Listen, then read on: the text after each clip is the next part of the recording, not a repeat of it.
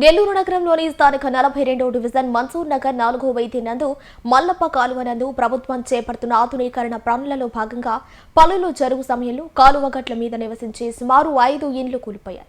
ఈ సమాచారం కాంగ్రెస్ పార్టీ నగర అధ్యక్షుడు ఇర్ఫాన్ జిల్లా అధ్యక్షులకు కిరణ్ కుమార్ రెడ్డికి తెలియజేయగా ఆయన వెంటనే ప్రమాదం జరిగిన ప్రాంతంలో పర్యటించి కాంట్రాక్టర్ బాధిత కుటుంబాలతో తదితరులతో మాట్లాడారు.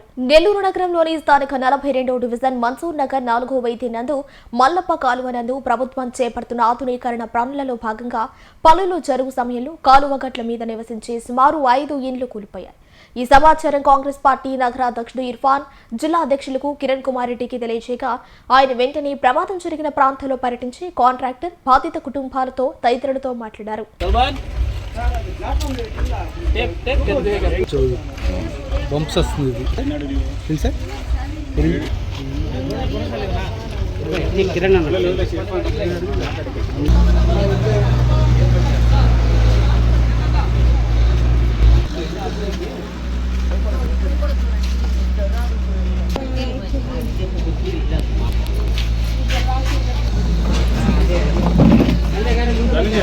ఒక 42వ డివిజన్ లో మల్లప్ప కాలువ ఏదైతే డ్రైన్ వర్క్ జరుగుతుందో ఆ డ్రైన్ వర్క్ జరిగే క్రమంలో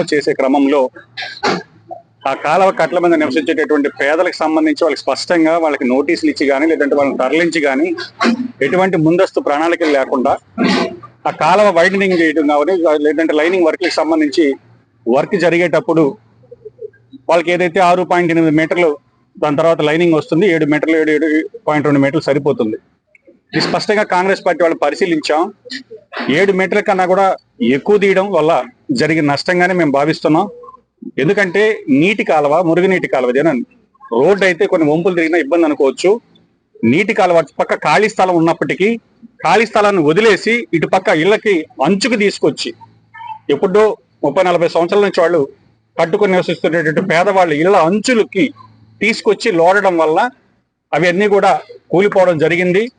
కాబట్టి కాంగ్రెస్ పార్టీ స్పష్టంగా డిమాండ్ చేసేది ఏంటంటే అభివృద్ధికి కాంగ్రెస్ పార్టీ అడ్డురాదు, కానీ అదే సమయంలో ఎన్నో సంవత్సరాల నుంచి ఆ కాలువ గట్ల మీద నివసించే వాళ్ళకి కనీసం వాళ్ళకి తీసుకెళ్లి ఇళ్ల పట్టాలు ఇవ్వడమో ఇల్లు ఇవ్వడమో వాళ్ళకి న్యాయం చేయడమో చేయకుండా అధికారం ఉంది కదా అని బుల్డోజర్లు పెట్టి వాళ్ళు కనీసం అక్కడ మనకు కావాల్సినటువంటి విడితిని కొంచెం అడ్జస్ట్ చేసుకునేటటువంటి ఆలోచన కూడా చేయకుండా ఖాళీ స్థలం అటుపక్క దేవాలయ స్థలం ఉంది, కొద్దిగా ఒక 4 అడుగులు అటు జరిగినా కూడా దేవుడికి వచ్చిన ఇబ్బంది లేదు. కానీ ఇట్లా పేదల ఇళ్ల మీదకి వచ్చి ఇళ్ల అంచుకు లోడి ఈరోజు ఆ ఇల్లు పడిపోయేదానికి కారణమైంది. ఖచ్చితంగా ఈరోజు కాంగ్రెస్ పార్టీ తరఫున మంత్రి నారాయణ గారిని డిమాండ్ చేస్తున్నాం.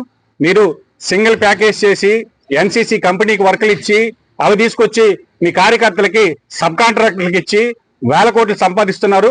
కాబట్టి వర్క్ పూర్తయిన వెంటనే వీళ్ళకి మళ్ళీ కూడా రీఫిల్ చేసి వాళ్ళకి ఇల్లు కట్టి ఇవ్వాలి. అదేవిధంగా ప్రతి పేదవాడు ఏదైతే ఈరోజు ఎంక్రోచ్మెంట్స్ మీరు తీయదలుచుకుంటే స్పష్టంగా వాళ్ళకి ఇల్లు ఇచ్చి వాళ్ళు రిహాబిటేట్ చేసి చేయాలి తప్ప ఈ విధంగా మాకు అధికారం ఉంది కదా అని నిష్ట ప్రకారం చేయడం మంచి పద్ధతి కాదు.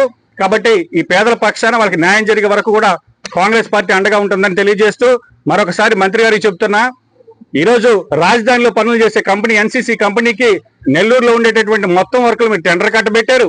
వాటిని మళ్ళీ సబ్ వర్కులు అని చెప్పి మీ నాయకులకి ముక్కలుగా పంచిపెట్టారు.